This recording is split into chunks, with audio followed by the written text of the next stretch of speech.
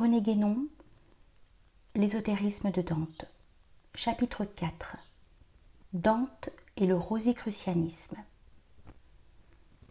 Le même reproche d'insuffisance que nous avons formulé à l'égard de Rossetti et Daroux peut être adressé aussi à Eliphas Lévi, qui, tout en affirmant un rapport avec les mystères antiques, a vu surtout une application politique ou politico-religieuse, n'ayant à nos yeux qu'une importance secondaire, et qui a toujours le tort de supposer que les organisations proprement initiatiques sont directement engagées dans les luttes extérieures. Voici en effet ce que dit cet auteur dans son Histoire de la magie. Ouvrez les guillemets. On a multiplié les commentaires et les études sur l'œuvre de Dante, et personne, que nous sachions, n'en a signalé le véritable caractère. L'œuvre du grand Gibelin est une déclaration de guerre à la papauté par la révélation hardie des mystères. L'épopée de Dante est johannite et gnostique. C'est une application hardie des figures et des nombres de la Kabbale au dogme chrétien et une négation secrète de tout ce qu'il y a d'absolu dans ces dogmes. Son voyage à travers les mondes surnaturels s'accomplit comme l'initiation au mystère d'Éleusis et de Thébès. C'est Virgile qui le conduit et le protège dans les cercles du nouveau Tatar, comme si Virgile, le tendre et mélancolique prophète des destinées du fils de Polion, était aux yeux du poète florentin le père illégitime, mais véritable, de l'épopée chrétienne. Grâce au génie païen de Virgile, Dante échappe à ce gouffre sur la porte duquel il avait lu une sentence de désespoir. Il y échappe en mettant sa tête à la place de ses pieds et ses pieds à la place de sa tête, c'est-à-dire en prenant le contre-pied du dogme. Et alors il remonte à la lumière en se servant du démon lui-même comme d'une échelle monstrueuse. Il échappe à l'épouvante à force d'épouvante, à l'horrible à force d'horreur.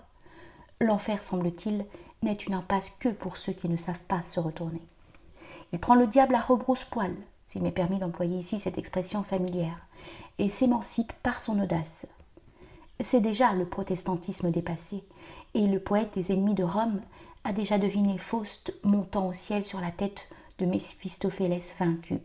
Fermez les guillemets. En réalité, la volonté de révéler les mystères, à supposer que la chose soit possible, et elle ne l'est pas parce qu'il n'est de véritable mystère que l'inexprimable, et le parti de prendre le contre-pied du dogme ou de renverser consciemment le sens et la valeur des symboles ne seraient pas les marques d'une très haute initiation. Heureusement, nous ne voyons pour notre part rien de tel chez Dante, dont l'ésotérisme s'enveloppe au contraire d'un voile assez difficilement pénétrable en même temps qu'il s'appuie sur des bases strictement traditionnelles. Faire de lui un précurseur du protestantisme et peut-être aussi de la Révolution, simplement parce qu'il fut un adversaire de la papauté sur le terrain politique, c'est méconnaître entièrement sa pensée et ne rien comprendre à l'esprit de son époque. Il y a encore autre chose qui nous paraît difficilement soutenable. C'est l'opinion qui consiste à voir en Dante un kabbaliste, au sens propre de ce mot. Et ici nous sommes d'autant plus portés à nous méfier que nous ne savons que trop combien certains de nos contemporains s'illusionnent facilement à ce sujet, croyant trouver de la Kabbale partout où il y a une forme quelconque d'ésotérisme. N'avons-nous pas vu un écrivain maçonnique affirmer gravement que Kabbale et chevalerie sont une seule et même chose, et en dépit des plus élémentaires notions linguistiques que les deux mots eux-mêmes ont une origine commune? En présence de telles invraisemblances, on comprendra la nécessité de se montrer circonspect et de ne pas se contenter de quelques vagues rapprochements pour faire de tel ou tel personnage un kabbaliste. Or la Kabbale est essentiellement la tradition hébraïque, et nous n'avons aucune preuve qu'une influence juive se soit exercée directement sur Dante. Ce qui a donné naissance à une telle opinion, c'est uniquement l'emploi qu'il fait de la science des nombres. Mais si cette science existe effectivement dans la Kabbale hébraïque et y tient une place des plus importantes, elle se trouve aussi bien ailleurs. Ira-t-on donc prétendre également, sous le même prétexte, que Pythagore était un kabbaliste? Comme nous l'avons déjà dit, c'est bien plutôt au pythagorisme qu'à la Kabbale que, sous ce rapport, on pourrait rattacher Dante, qui très probablement connut surtout du judaïsme ce que le christianisme en a conservé dans sa propre doctrine. Ouvrez les guillemets. Remarquons aussi, continue Eliphas Lévi, que l'enfer de Dante n'est qu'un purgatoire négatif. Expliquons-nous. Son purgatoire semble s'être formé dans son enfer comme dans un moule. C'est le couvercle et comme le bouchon du gouffre. Et l'on comprend que le titan florentin, en escaladant le paradis, voudrait jeter d'un coup de pied le purgatoire dans l'enfer. Fermez les guillemets. Cela est vrai en un sens, puisque le mont du purgatoire s'est formé sur l'hémisphère austral, les matériaux rejetés du sein de la terre lorsque le gouffre a été creusé par la chute de Lucifer. Mais pourtant, l'enfer a 9 cercles, qui sont comme un reflet inversé des 9 cieux, tandis que le purgatoire n'a que 7 divisions. La symétrie n'est donc pas exacte sous tous les rapports. Ouvrez les guillemets. Son ciel se compose d'une série de cercles cabalistiques divisés par une croix, comme le pentacle d'Ézéchiel. Au centre de cette croix fleurit une rose, et nous voyons apparaître pour la première fois, exposé publiquement et presque catégoriquement expliqué, le symbole des rose-croix. Fermez les guillemets.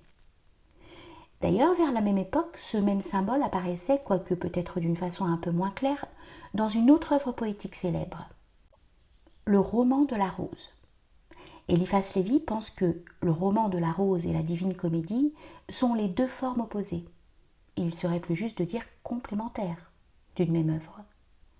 L'initiation à l'indépendance de l'esprit, la satire de toutes les institutions contemporaines et la formule allégorique des grands secrets de la société des Rose-Croix, laquelle à vrai dire ne portait pas encore ce nom, et de plus, nous le répétons, ne fut jamais, sauf en quelques branches tardives et plus ou moins déviées, une société constituée avec toutes les formes extérieures qu'implique ce mot. D'autre part, l'indépendance de l'esprit, ou pour mieux dire l'indépendance intellectuelle, n'était pas, au Moyen-Âge, une chose si exceptionnelle que les modernes se l'imaginent d'ordinaire. Et les moines eux-mêmes ne se privaient pas d'une critique fort libre, dont on peut retrouver les manifestations jusque dans les sculptures des cathédrales.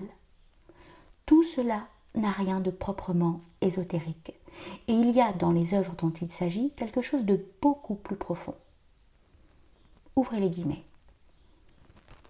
Ces importantes manifestations de l'occultisme, dit encore Eliphas Lévi, coïncident avec l'époque de la chute des Templiers, puisque Jean de Meung, ou Clopinel, contemporain de la vieillesse de Dante, florissait pendant ses plus belles années à la cour de Philippe le Bel. C'est un livre profond sous une forme légère. C'est une révélation aussi savante que celle d'Apulée des mystères de l'occultisme. La rose de Flamel, celle de Jean de Meung et celle de Dante sont nées sur le même rosier. Fermez les guillemets. Sur ces dernières lignes, nous ne ferons qu'une réserve. C'est que le mot occultisme, qui a été inventé par Eliphas Lévi lui-même, convient fort peu pour désigner ce qui exista antérieurement à lui, surtout si l'on songe à ce qu'est devenu l'occultisme contemporain, qui, tout en se donnant pour une restauration de l'ésotérisme, n'est arrivé qu'à en être une grossière contrefaçon, parce que ses dirigeants ne furent jamais en possession des véritables principes, ni d'aucune initiation sérieuse.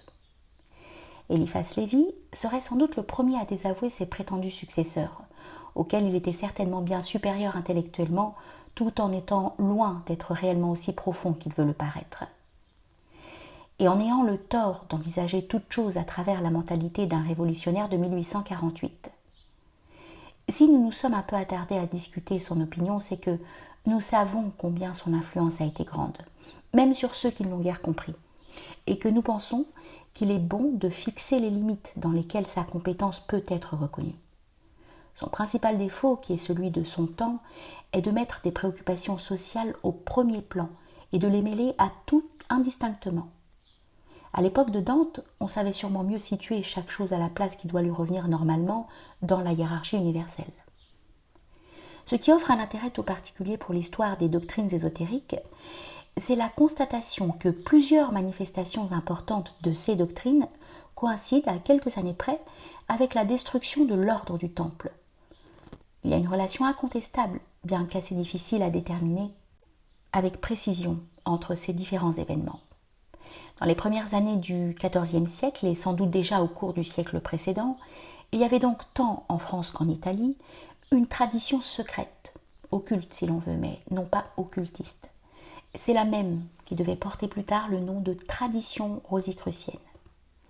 La dénomination de Fraternitas Rosicrucis apparaît pour la première fois en 1374, ou même, suivant quelques-uns, notamment Michel Mayer, en 1413. Et la légende de Christian Rosenkreuz, le fondateur supposé dont le nom et la vie sont purement symboliques, ne fut peut-être entièrement constituée qu'au XVIe siècle. Mais nous venons de voir que le symbole même de la rose-croix est certainement bien antérieur. Cette doctrine ésotérique, quelle que soit la désignation particulière qu'on voudra lui donner jusqu'à l'apparition du rosicrucianisme proprement dit, si toutefois on trouve nécessaire de lui en donner une, présentait des caractères qui permettent de la faire entrer dans ce qu'on appelle assez généralement l'hermétisme. L'histoire de cette tradition hermétique est intimement liée à celle des ordres de chevalerie. Et à l'époque dont nous nous occupons, elle était conservée par des organisations initiatiques comme celle de la Fede Santa et des Fidèles d'Amour, et aussi cette Massénie du Saint Graal dont l'historien Henri Martin parle en ces termes, précisément à propos des romans de chevalerie, qui sont encore une des grandes manifestations littéraires de l'ésotérisme au Moyen-Âge. Ouvrez les guillemets. Dans le Titurel, la légende du Graal atteint sa dernière et splendide transfiguration sous l'influence des idées que Wolfram semblerait avoir puisées en France et particulièrement chez les Templiers du Midi de la France. Ce n'est plus dans l'île de Bretagne, mais en Gaule, sur les confins de l'Espagne, que le Graal est conservé. Un héros appelé Titurel fonde un temple pour y déposer le saint vaisselle et c'est le prophète Merlin qui dirige cette construction mystérieuse, initiée qu'il a été par Joseph d'Arimathie en personne au plan du temple par excellence, du temple de Salomon. La chevalerie du Graal devient ici la Massénie, c'est-à-dire une franc-maçonnerie ascétique, dont les membres se nomment les Templistes. Et l'on peut saisir ici l'intention de relier à un centre commun figuré par ce temple idéal l'ordre des Templiers et les nombreuses confréries de constructeurs qui renouvellent alors l'architecture du Moyen-Âge. On entrevoit là bien des ouvertures sur ce qu'on pourrait nommer l'histoire souterraine de ces temps, beaucoup plus complexe qu'on ne le croit généralement. Ce qui est bien curieux, et ce dont on ne peut guère douter, c'est que la franc-maçonnerie moderne remonte d'échelon en échelon jusqu'à la Massénie du Saint Graal. Fermez les guillemets. Il serait peut-être trop imprudent d'adopter d'une façon trop exclusive l'opinion exprimée dans la dernière phrase, parce que les attaches de la maçonnerie moderne avec les organisations antérieures sont elles aussi extrêmement complexes. Mais il n'en est pas moins bon d'en tenir compte, car on peut y voir du moins l'indication d'une des origines réelles de la maçonnerie. Tout cela peut aider à saisir dans une certaine mesure les moyens de transmission des doctrines ésotériques à travers le Moyen-Âge, ainsi que l'obscure filiation des organisations initiatiques au cours de cette même période, pendant laquelle elles furent vraiment secrètes, dans la plus complète acception de ce mot.